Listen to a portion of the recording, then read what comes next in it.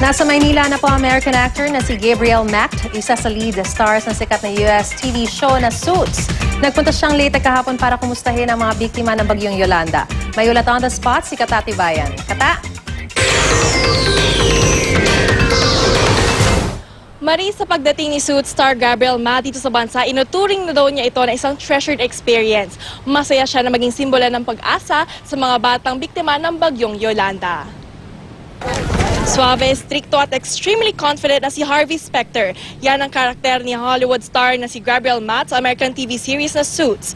Pero ibang-iba na Gabriel Macht ang sumalubong sa amin. Sa one-on-one interview, magiliw at inspirado ang Hollywood star na nanggaling sa Ormoc, Leyte kahapon.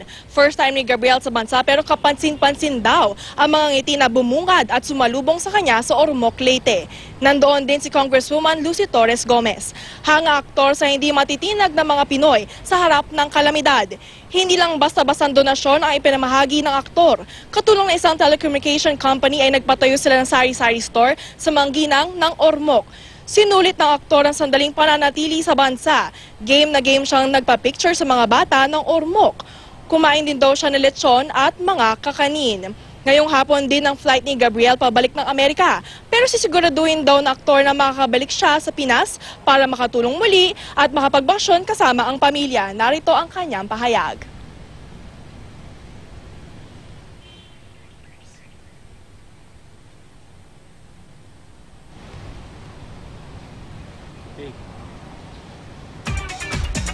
Maraming salamat sa iyo. Maris, ayon nga kanina sa interview natin, ay tuwan-tuwa siya dito sa Pilipinas. Sisiguraduhin daw niya ay pupunta siya sa Boracay at Palawan na inirekomenda rin ng kanyang co-star na si Patrick Adams. At kanina nga, sinabi din niya na talagang very positive daw ang mga Pinoy at talagang makakabangon din daw ang mga Pilipino. At yan muna latest, balik sa iyo, Maris. I'm sure mag-e-enjoy siya doon. Maraming salamat sa iyo, Kata Tibayan.